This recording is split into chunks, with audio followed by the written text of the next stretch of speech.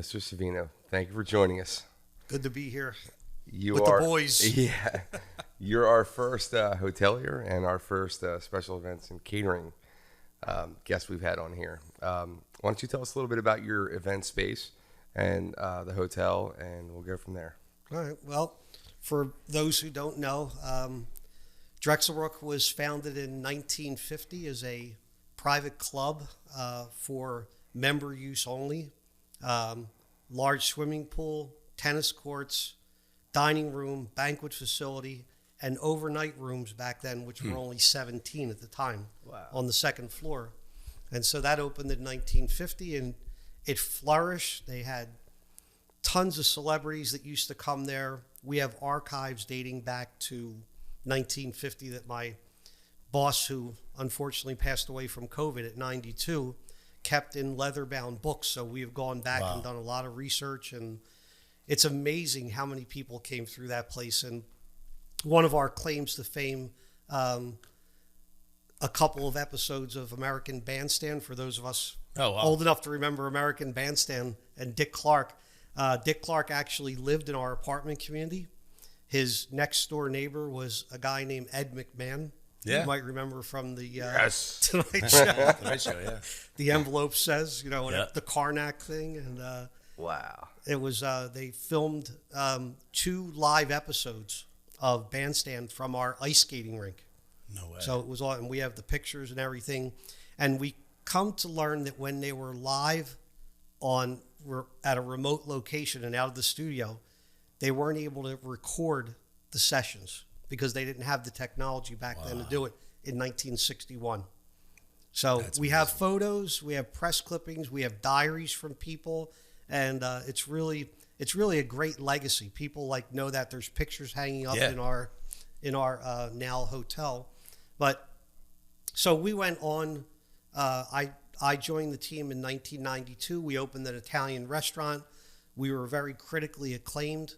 One of our challenges was our parking lot would be so full with banquets that people would drive up and go, well, the restaurant must be packed. Right. And, they'd be like, well, the restaurant wasn't packed. So we wound up converting that space into more banquet space. And then in 1998, we made a decision to close the pool. We filled that in, and we built a 15,000 square foot ballroom. Facility overall is 65,000 square feet with all the back of the house space and everything, because the demand for large catered events was far outweighing the small events. So there was not a lot of places to go to back in 2000. You're absolutely right. So we built that, and shortly thereafter, we realized maybe in 2003 that we really needed a hotel, because we were losing a lot of business for people who want to, come in the night before, they want to drink at a bar, they want to get up the next day, go to their event, whether it's a corporate or wedding, have brunch the next day, do whatever. It took years and years and years to develop that, a lot of red tape, but a lot of some hesitation on our part. And then finally, we got the go ahead to build, and we built the hotel. It's 100 rooms, and it's kind of unfortunate that we opened the hotel 6 months prior to COVID. Yeah. So we opened in May. COVID hit really in February, March. We didn't even get a full year under our belt. And, now it's a build back process. So it's a stunning hotel. It's a full-blown Holiday Inn and Suites, restaurant, patio, saltwater pool, gym, business center, 84 rooms, 12 suites, and 2 super suites. And our super suites are 1,200 square feet. Wow. I'll stay in it just for the saltwater pool. Oh man, it's quite a thing, and it's a custom build. It's an L-shaped building, which for Holiday Inn they're normally rectangles. Everywhere you see they're long and they're rectangular, but we did a custom build, so the patio is right in the middle of the L, and that overlooks. If you could ever think of Darby Creek as being scenic, you need to come to our patio or stay in one of our rooms up on the 5th floor, and you got a clear view of the creek all the way down. I noticed you said creek instead of crick. Creek, brook, stream, whatever you want to call that. Whatever the better word is that gets people to look at that. Sure. So, now, what was that? Was that your first experience in the hotel side? Because you had experience in Philly before. Yeah, correct? in Philly. My career was Philadelphia based from, when you're 14, do you really know you're going to be in hospitality as a career? Right. I worked for the Williamsons family, which was on City Avenue at the then Presidential Building. It was right at the foot of the Schuylkill Expressway. And then right across the street, they had the GSB building. And they had a restaurant on the top floor that overlooked everything. So I worked for them for years. And then aboard the Moshulu, which is still there. Yep. It's the sailing ship. Were you there when it caught fire? No, I wasn't there when it caught on fire. But it's that was when the Moshulu and the Chart House were the only two things on Penn's Landing back then. And then hotels started with the Sheraton Society Hill, which is now a Marriott. Marriott, right. So I ran the nightclub there. And, beautiful property. I like that. Yeah, it was a great property, the Courtyard Bar and Grill. And then moved uptown to the Rittenhouse Hotel, which is the 5-star formal dining. I was a food and beverage manager there running. We had Boathouse Row Bar and Grill, the Casat Tea Lounge, 210 restaurant, room service. We had condominiums. We had banquets. So really got a broad education on, being in a 5-star property, a 5-star, 5-diamond property. No doubt. And then from there, believe it or not, a brief stint in construction, which came in very handy later to be able to read blueprints and, be able to talk construction with people, because being at Drexelbrook for so long, we've undergone so many different construction projects. And that was good information to be able to talk to contractors and plumbers and electricians, and, so that and you're know not what they're pushover. saying. Yeah, I think it's almost a must if you're building something today, in hospitality, like understanding that, because there's so many things you can do if you understand how to do it, right? No and I think so many people are afraid of it, right? I love it. Like that's the PG. I'll tell you, that's I'm what afraid I of love it. the build. Yeah, I'm afraid to go in the kitchen and cook something for people. That's not my kitchen, but any case, no, you're right. That's awesome. So what was that experience like? So you need this you have this need for a hotel. And why choose Holiday Inn as the partner? So it was sort of fell into position with, there was already a Marriott Courtyard in Springfield. So Marriott didn't want to put one so close to them. There was already a Hilton out at the SAP property. Right. And Hampton was going in media at the time. So it narrowed it down to like IHG, which runs Holiday Inn, the Express, the Crown Plaza, Indigo, Kimpton. There's a lot of brands under there. And we wanted to have a brand that, first of all, because of our location, we needed the rewards club people. Yeah. So IHG has over 90 million rewards members throughout the world. Okay. So you get into their network, and you're one of whatever hotels in the Philadelphia area, and that really helped to create an awareness with people who didn't know where we were. Right. And I read our comments all the time from the IHG Traveler, the reward. They have different levels, Spire and Gold and Silver, and as a member, they ask you to always rate the property that you're staying at. And I remember people a long time ago saying, you build a hotel there, who's going to come? Sure. And my answer was, people I haven't met yet. Yeah, that a guy. And people come from all over the world, all over the country for various different reasons. Vacations, funerals, weddings, corporate, construction, medical. There's all different reasons why people come. And we get really, really high scores for how nice the hotel is, how clean it is, how good the food is, how nice our staff is. And, we're running in the top, 10 percentile of Holiday Inns across the country. So we're really proud of that. Do they typically do like total quality management surveys all the time? All the time. Like Kaizen type things? Yep. They do a rolling 30, 60, 90-day rating where you have to maintain a certain score, or they come and, tell you your scores have dropped. You got to do something. You got to go on to a performance improvement plan. That's interesting. Where you got to get your scores up, and you got to address the things that people are complaining about. I had a friend of my family that owned part of a Holiday Inn and was the manager first at holiday in Louisville, and he loved the autonomy that they gave him at that time. I don't know if it's still like that now, but it was a first class operation in Louisville back then. They wound up selling the property, but I could see what the so. Tell me a little bit about how they. Yes, they give you autonomy, but are they visiting property a lot? Are they doing that type of pop-ins? Or yeah, well, with COVID, everything's been done via Zoom. They do it remotely. They walk around, they inspect, they watch all the quality reports that they get from their members, and they are very flexible to work with. So, being an existing food and beverage establishment since 1950. We did not want to choose one of their concepts. Right. So their concepts were Burger Theory, Champs Sports Bar, and like an Italian upscale steakhouse. So when you look at Drexel Hill in Delaware County, I don't really want to be a Burger Theory because we have such a diverse clientele. Right. We have ethnic, we have American, we have Indian, we have kosher, so a Burger Theory really wasn't going to work for us.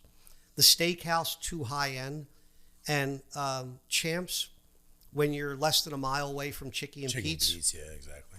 Yeah. What do you want to go into that for? Or any of the other Delco Sports Bar that, that you can easily Google and people can go there, yeah. During construction, where we built the hotel, we had a beautiful patio. Gardens, fountain, gazebo, bar, did a lot of ceremonies out there. So we lost that space, and we lost a lot of weddings to go along with it because people really wanted outdoors. So in the meantime, we said, what can we do to keep ourselves relevant and keep our name out there? So we started a beer garden underneath our portico of the existing building. And we called it Streetlight because Drexelbrook is famous for its gas lanterns. And in the old days, a guy would go around and light the lantern, and that's how they lit up the streets. Wow. So Streetlight became our beer garden. And I'll never forget the first night I was with my manager, Ray, and we set up, and we had a grill for food, and we had draft beer, and we had drinks, and we had a big screen put in, and we had music and entertainment, and we did all this. So we open at 5, and it's like 5 o'clock, and nobody's there. 5:15, nobody's there. 5:30.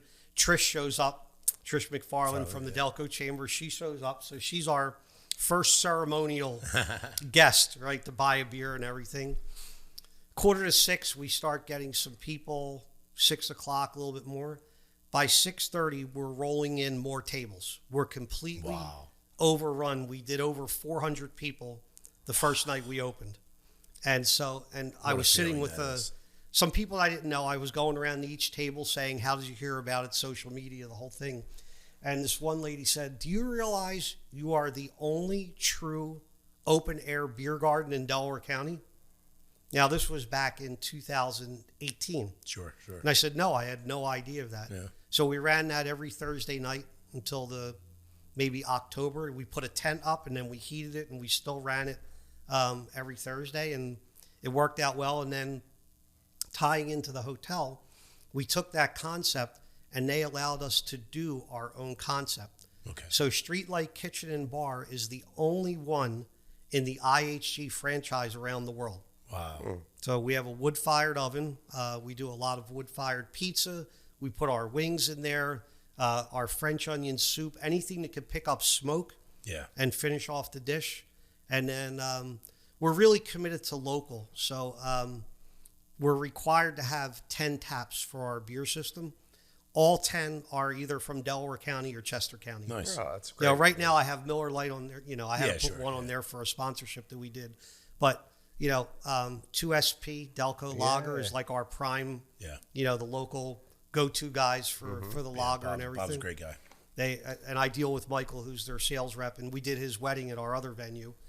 Needless to say, it was all Delco Lager, I think, for his thing. So, and then the local spirits, whether it's Stateside Vodka out of Philly or Blue Coat Gin, Tea Rudder Rum, Dad's Hat. So we try and feature a lot of local stuff so that when people come in from out of town and they want something local, we have a lot of offerings to give those. So, and it helps support the local economy too. Sure. So we're very, very big on that.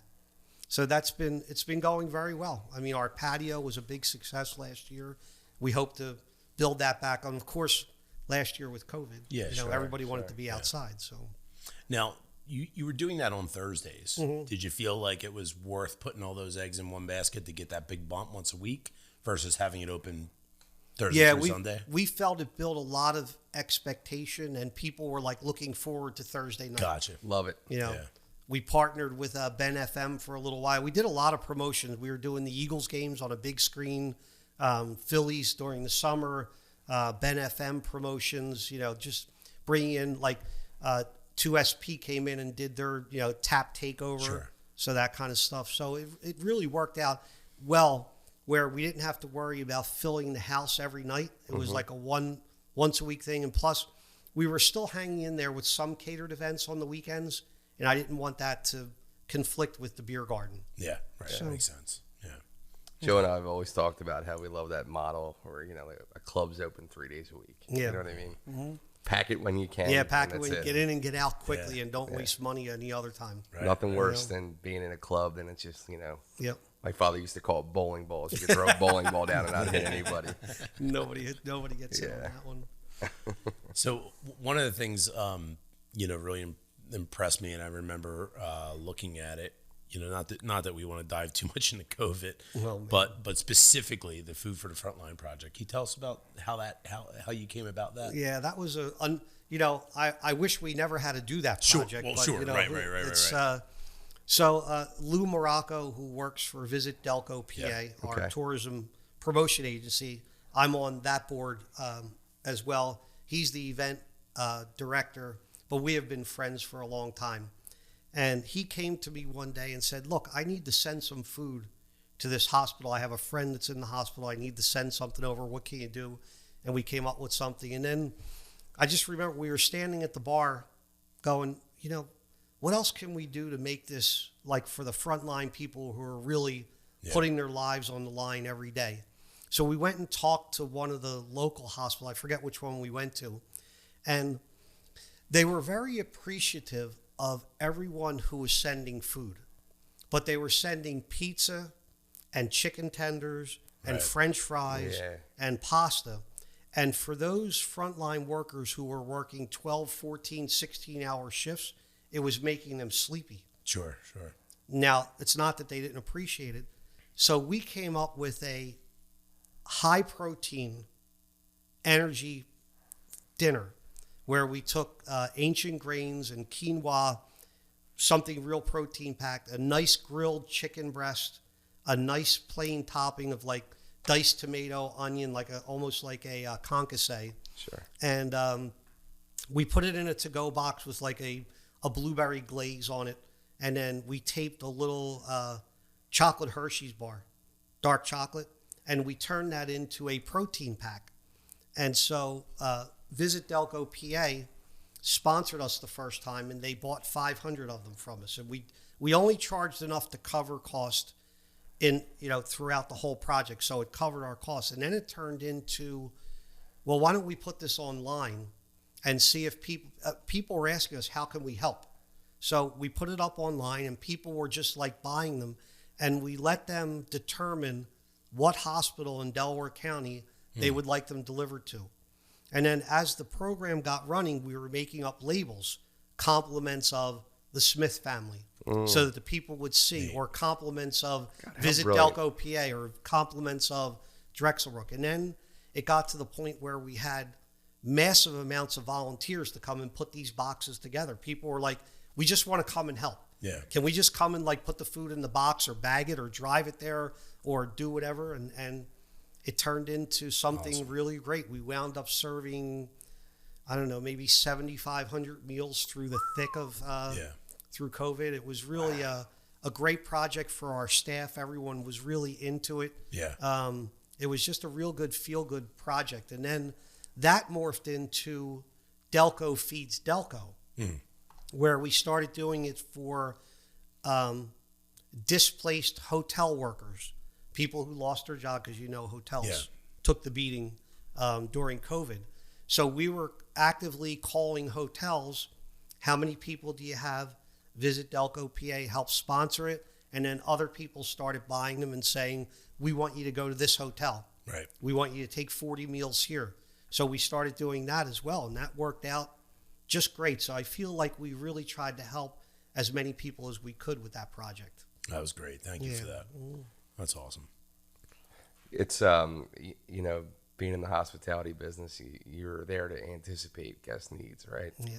And that's exactly what you did when you saw the hell of an observation about the carbohydrates thing. Yeah. You know? Yeah, I mean, a lot of people would have just not picked up on that. Yeah. So way to go, man. That's it's awesome. and, you know, we all feel that way after we eat 2 slices Yeah, of pizza. I get It's it. like, why did I just do that? I Yeah. can't move now. Or why did I eat that big bowl of pasta? I should have You eaten did it something because better. you were able to make a 30-second phone call and it arrived at your door. That's why you did it. Yeah. Right. Oh, God. So can you talk a little bit about, since you've been in this business for the amount of time that you have, and especially, you know, being at the Drexelbrook, the amount of food has gone through a renaissance over the past like 30 years. Yeah. I find it fascinating, and I think a lot of it has to do with the Food Network. You know, everybody is quote unquote a foodie Yep. now, but you know everything used to be back in the day. It was a traditional eating house, American continental cuisine. You know, it was baked Alaska, it was lobster thermidor, Yep. and that's the only places you could go. But now it's just so eclectic.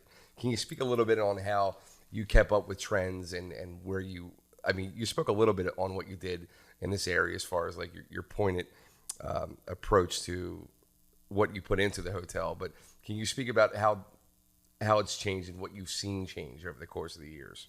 Well, what you see more than anything is people are so much more knowledgeable about food quality today. And what can you do to wow them that they can't do at home? Because like you said, the Food Network has really brought an awareness of, and YouTube. Like you can basically go on YouTube right now and learn how to cook anything just by watching a video. True.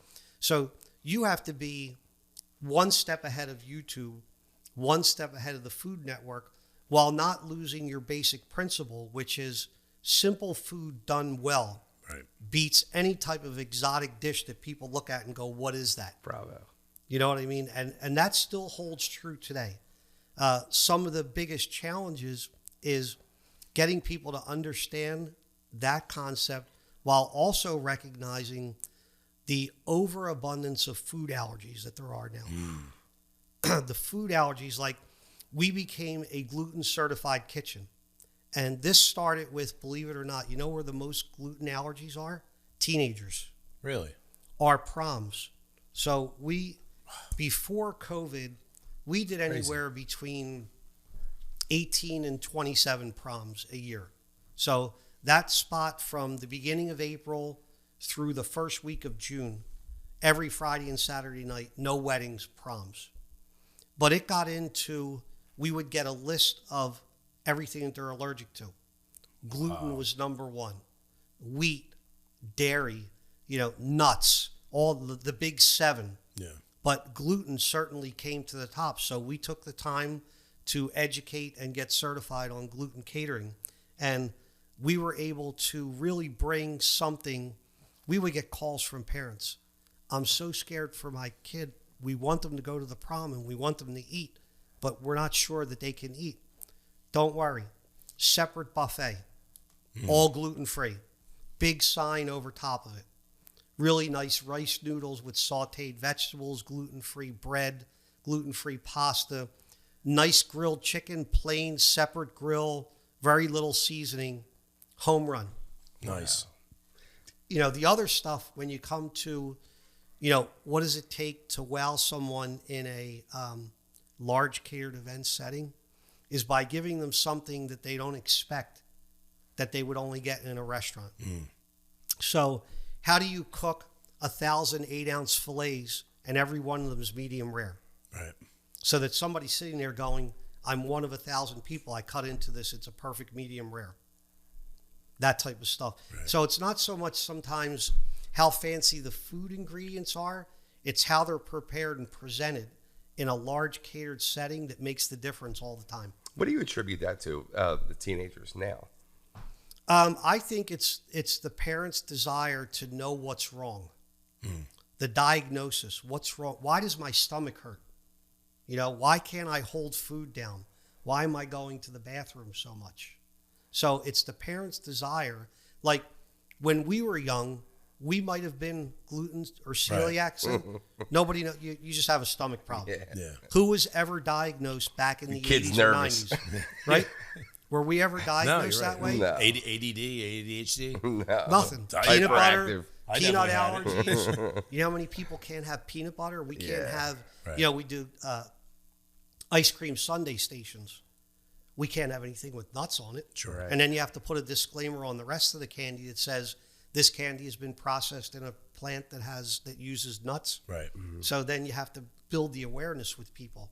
But we find our greatest success is doing really good quality food, simply done. And believe it or not, and they laugh at me all the time, hot food hot, cold food cold. Isn't that You think it's a very simple Yeah. concept?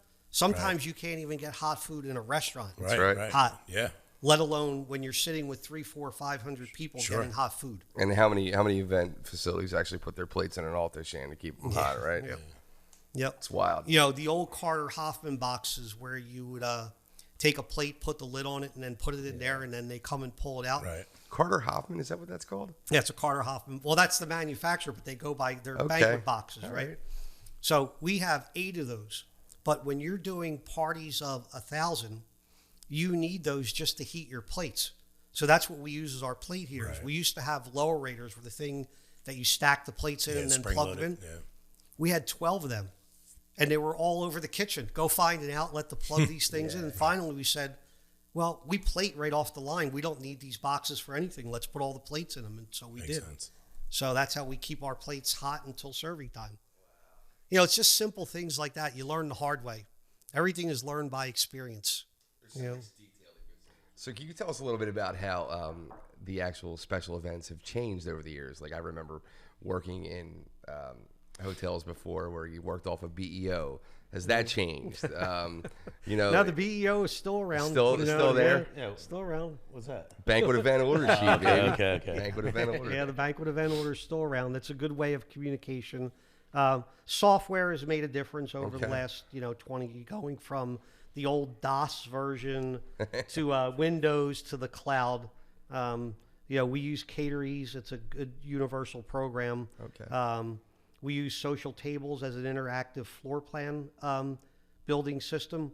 And the good thing about that is once you set up the floor plan, it's cloud-based. So your client, your bride, your event planner has access to it. You invite them in, and then they go and create their own floor plan. And I can watch them do that as they're changing it. So I can go into the floor plan. Today, it's one thing. Tomorrow, it might be something different. Wow. Oh, that's neat. So, and it has a reservation system in it, so it has an Excel tracking sheet. They can put in by the table the guest's name, and if there's a split entree, a choice of steak or fish, they can tell you which one, and it totals up how many at each table. And it really streamlines the whole process of getting counts. Like I can watch them put the count in, so I can get a head start on purchasing.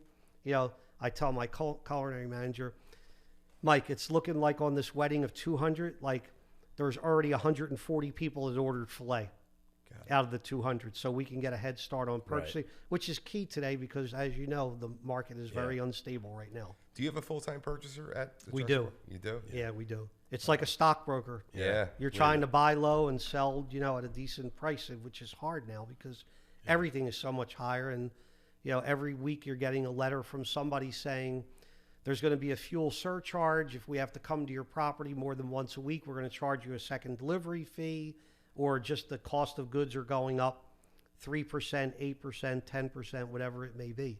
Do you work out of one main kitchen or do you have satellite kitchens? We have satellite kitchen, but we work out of one main. Okay. And we have a kitchen in our hotel, and we have 2 kitchens in our event center. Does your purchaser, do you use storeroom operations, or is it all just one main kitchen and that's where all the food goes into? And So we split the food up between the event center and the hotel. Okay. So the hotel has a culinary manager who does purchasing in coordination with the event center manager, so we can get the best price available. Interesting. So How is I know we started to touch on this earlier, and you were getting into it. when you were referencing the software that you use. But what is the experience like for, I call the Drexelbrook and I want to book a wedding. Mm-hmm. Like, is that a meeting that you have in person or maybe via Zoom that you go through sort of this like Chinese food menu of options, or like, what is that? Yeah, our first goal with wedding or any real inquiry is we have always felt that pictures cannot tell the whole story of what Drexelbrook looks like. Because when you come through our neighborhood and you pull into this development and you pull into our mansion, it's like people look at that and go, oh my God, I can't believe what I'm seeing here. Mm-hmm. And then when we bring them into the grand ballroom, the goal is to get them here, show them what their money will do here. Right. What is the benefit of coming here? Well, look, the benefit of coming here is, this is how it benefits you. There's somebody at our welcome center who greets you when you come in and say, which event are you here for? Right. We're going to direct you to the right entrance. You walk in the building, it speaks for itself. Crystal chandeliers, granite tops, marble floors. We want to show you that whole experience. Then we sit down with you and go, here's what your wedding day could look like, and here's what we can include in your wedding for this price. So some people like the idea of like, I can take this price, times it by the amount of people, and that's the cost of the wedding. Right. Dads love that. They love that. Couples, same thing. They're on a budget. If they're paying for the wedding, there's not going to be any additional fees. There's not going to be any add-ons. What you see is what you get type of thing. Mm-hmm. And it's clearly outlined in a very storytelling way. Like, we don't call our wedding menu a package. We call it your wedding experience. Sure. And the wedding experience reads like a book of how you would start your wedding through the planning process, through the ceremony, through the cocktail hour, through the dinner, to the dessert, to the after party. That's got to help sell it a lot. It does. Too. Yeah. It tells the story because I think people can visualize when you story tell. Yeah. Picture this right here. Picture this 4-tier cake. Picture the bar with, stateside vodka and your 4 beer choices, which of course all the beer choices are. We have the local ones in there for that too. And, it's really a good storytelling thing. And we get a lot of great feedback from people about how easy it is to work with us.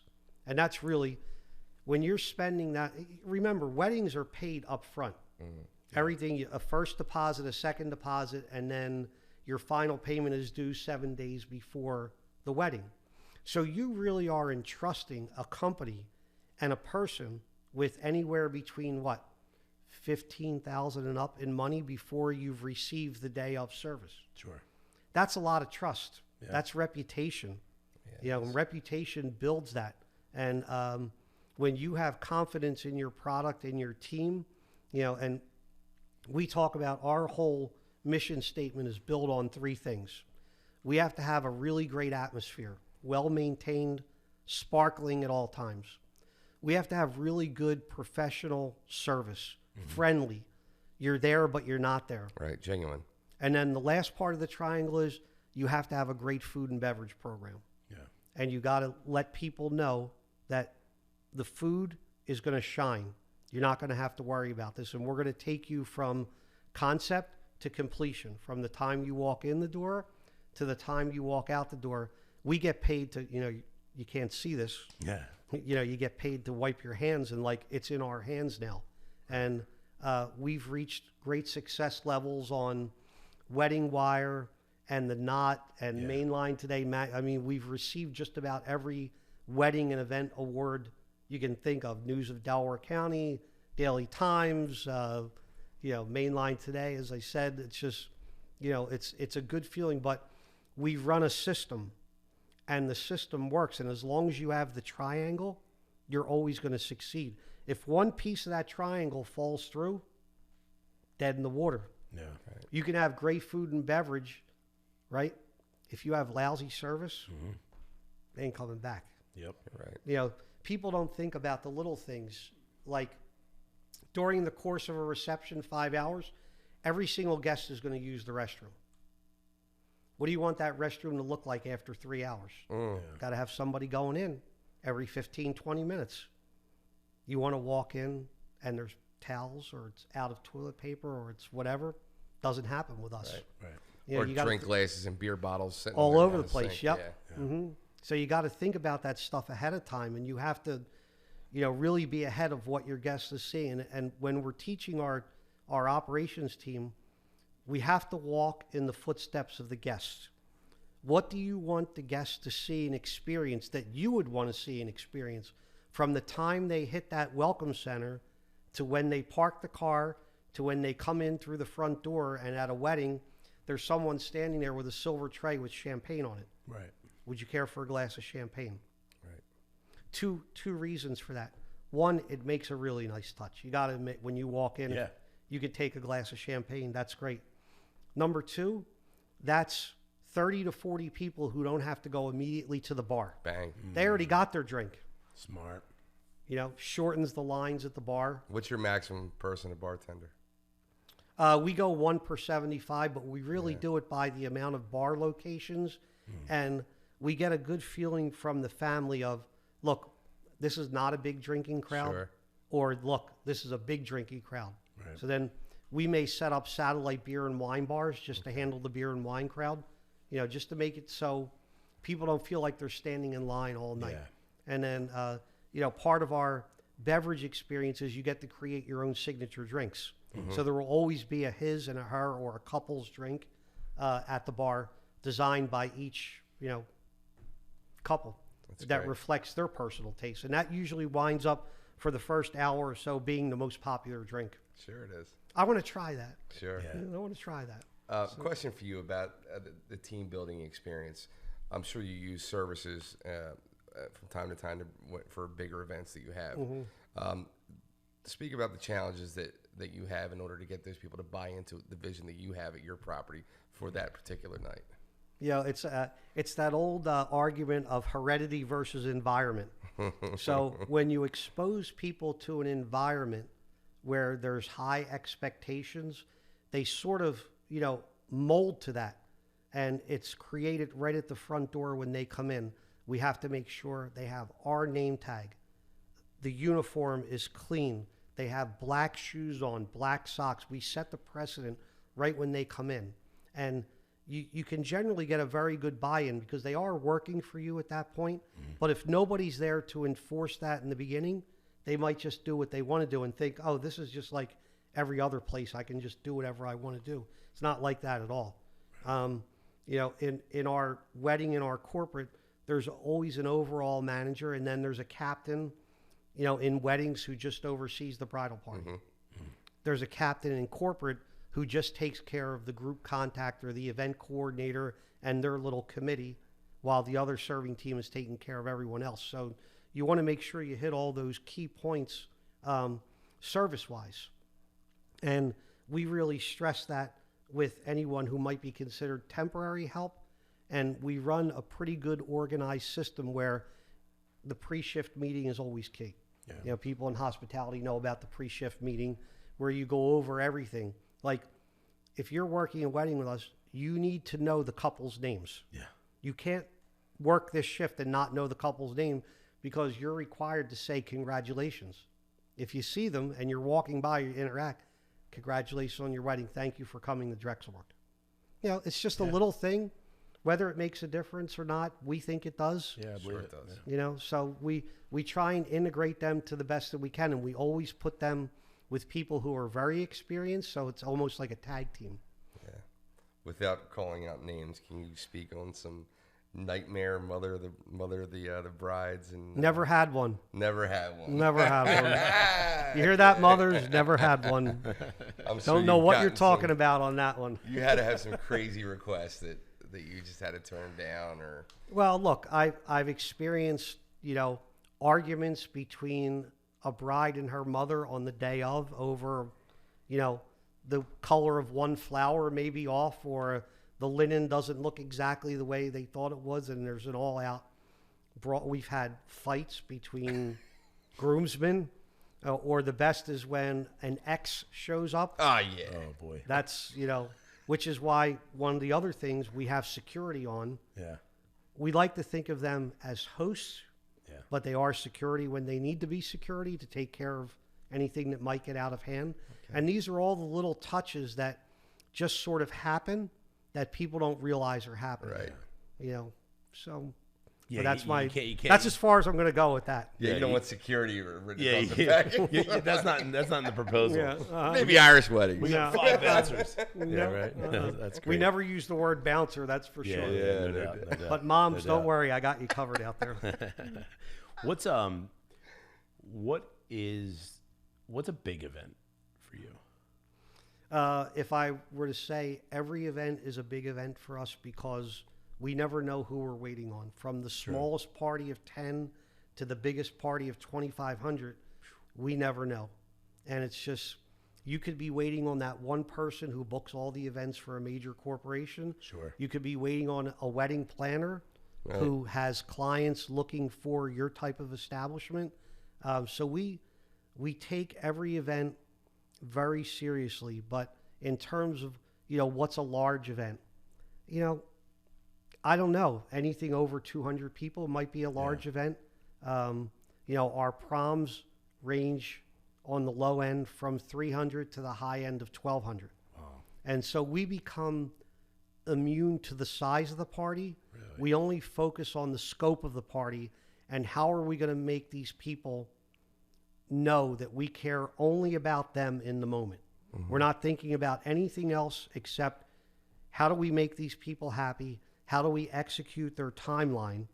How do we get this food out in a timely manner so that they have a program, we get our things done? And how can we make sure that from the time they walk in to the time they walk out, they've got a great experience? Yeah. And, size in that case doesn't really matter. I don't care if it's 4 people at the restaurant or 1,200 in the event center. Everybody's got to walk out the same way. Our famous saying is, you're only as good as your last shift. Sure. Hell yeah. You know that. Hell yeah. Mm-hmm. So when I was saying big event, I'm thinking, like these 2,500. There's only so many places in this area that can even handle. Yep. Like, so you can handle 2,500. Well, cocktail style, we can. Style, Seated, right. we can do up to 1,200. Wow. Well, you just had that big event with, what was the band you had there? Recently? Yeah. Oh, we did a concert with 98 Degrees. 98 Degrees, that right. was awesome. Now, that was a standing concert only. Yeah. And they sold 1,100 tickets, and the ballroom was not even half full. I mean, standing concert, Really? we could probably do over 2,500. Wow.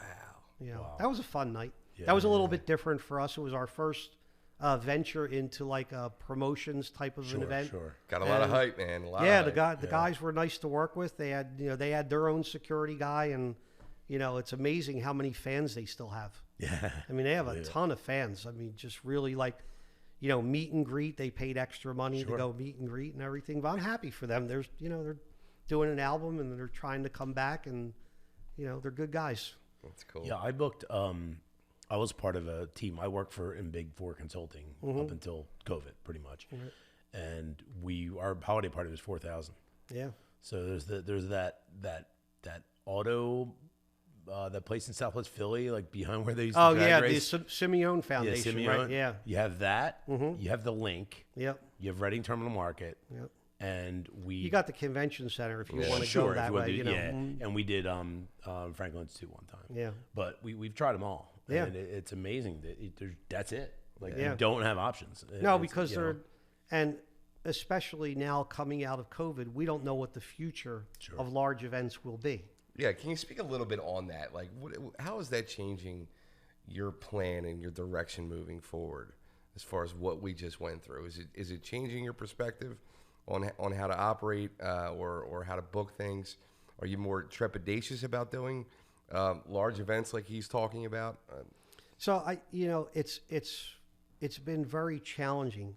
It's challenging your creativity, and I just read a big article about resiliency and how we need to apply that to our future, not our immediate future, but our 2-year, 3-year, and 5-year future. Because a lot of people are working on, our business plan last year and right during COVID was phase 1, survival. Yeah.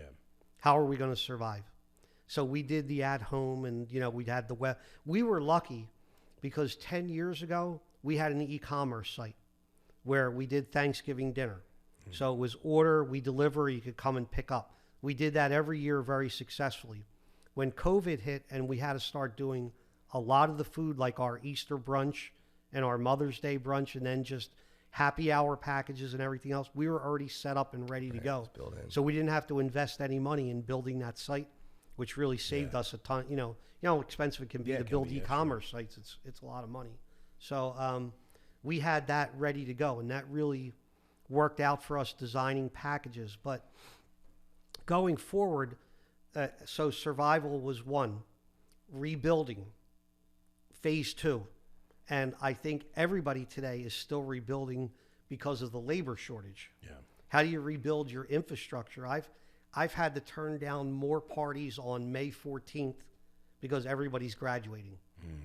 We're doing proms, we're doing weddings, I can't go out and do the off-premise catering because there's not enough infrastructure to take care of that. So you're still rebuilding a workforce that doesn't want to come back to work. Right. The hospitality industry is still down, 10-15% where it was pre-COVID. Even though unemployment has dropped, hospitality unemployment, after what they called the Great Resignation of December. So we're still in a rebuilding phase. And then phase three is thriving.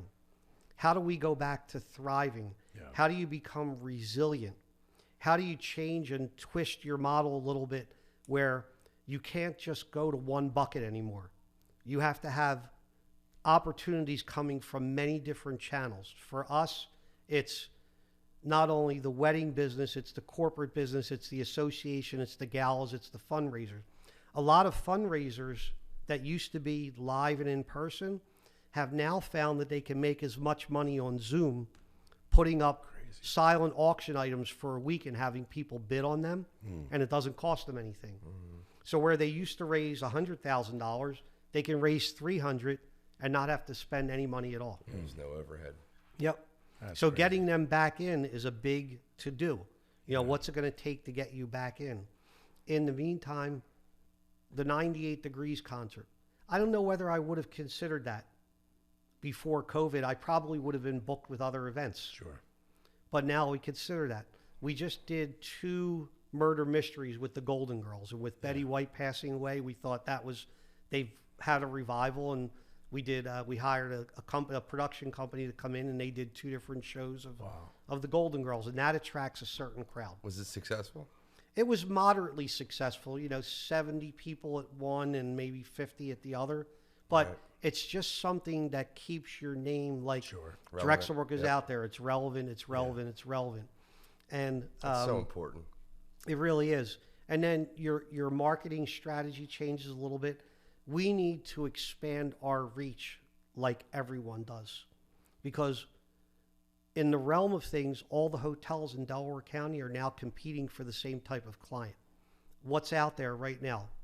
Sports groups, construction going on all over the county. Look out in Wawa, Franklin Mint, Drexel Line Shopping Center is finally getting going. Medical profession that's still subbing at hospitals. So we're all sort of going after, and then you have some of the hotels that are housing COVID students from local colleges. We're not one of them, but others have those contracts. So, and that's something that didn't exist prior to COVID. So changing our model a little bit, and proactively, you have to go really out more proactively than just waiting for the calls anymore. Yeah. Going back to all your clients who were with you previous to 2019, what's your status? Yeah. What are you doing? Tomorrow we're hosting a dine around for event planners in Phoenixville. So we have 50 people coming to our venue. It's Franklin Commons that we manage and cater at exclusively. And so I'm going to talk tomorrow.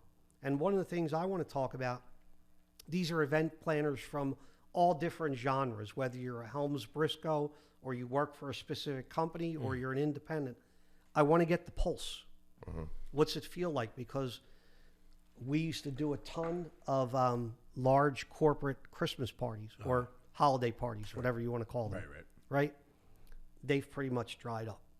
So what do you replace them with? Well, now this December, we're doing all weddings because the wedding business never really went away.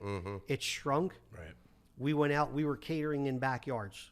We went to people's houses, we went to parks, anywhere where they would have us, we were doing, that's what was keeping us in the survival mode. Sure. Going out and doing outdoor events, that type of thing. So when I look at resiliency and how can your organization be resilient, it comes from having a very good strategic plan moving forward. What are we going to do? So some things that you don't see a lot of event centers or even independent restaurants to a certain degree is we created commercials, and we're working with Comcast, and we created a general Drexelbrook commercial to show everything that we offer. Okay. Hotel, event center, restaurant, health club, the whole thing.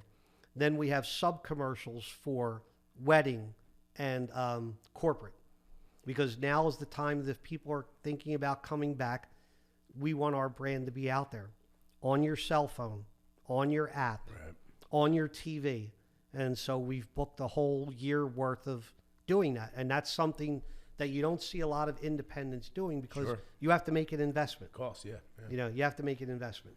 So to be on podcast or on Odyssey or, on all these different channels on cable, you have to put yourself out there a little bit. And that's something we probably wouldn't have done prior to COVID. Favor that way. Yeah. Right. So I remember in the beginning of the pandemic, there was this, and I was guilty of it too. Those companies were going around and spraying rooms. yeah, the spraying room. Yep. Yeah, we did that. The spraying of the room. We did that one time. Videotaped the whole thing. Look at Yeah, our place. Yeah. Yeah, we did it. We're nice and clean. Come on in now.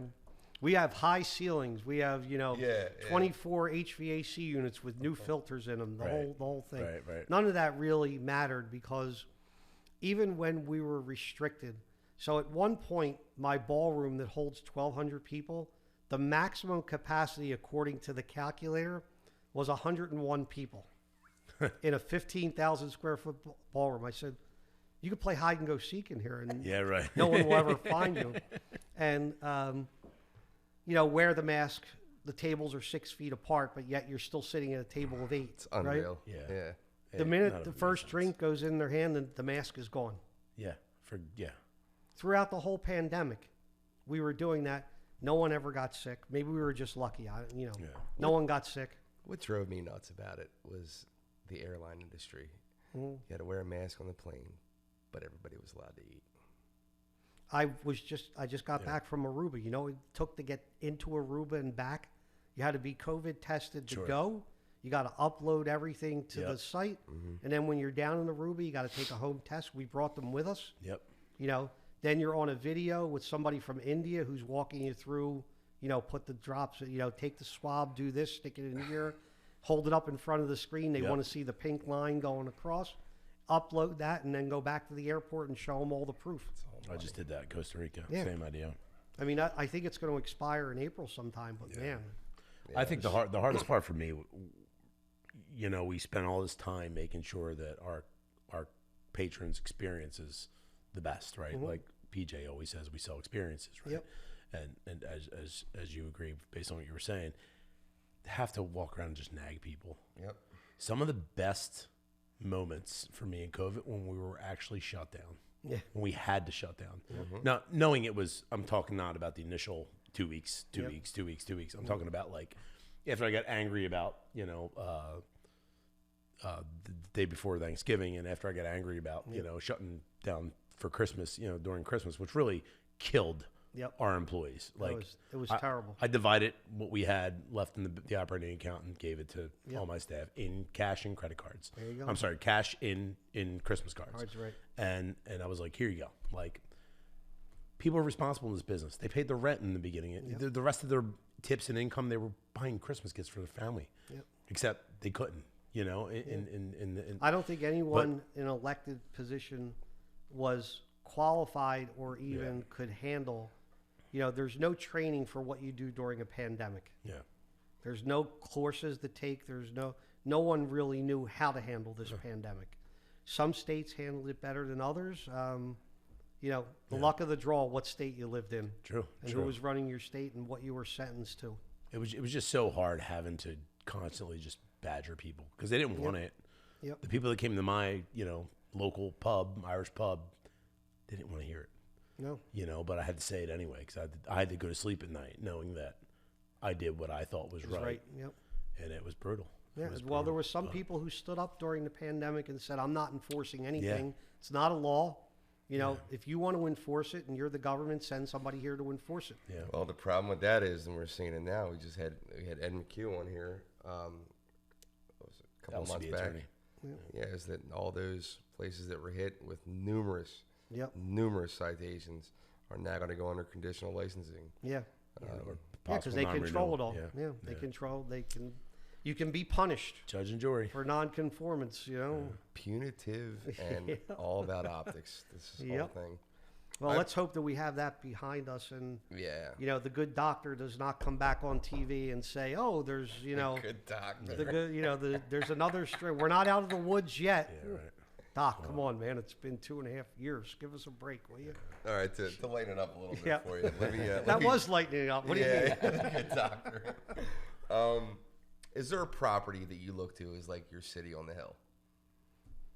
As my city on the hill? Yeah, like they're like, you know what? God, is it the Ritz-Carlton? You know, is it what do you look at and like, damn, this is what I strive to be?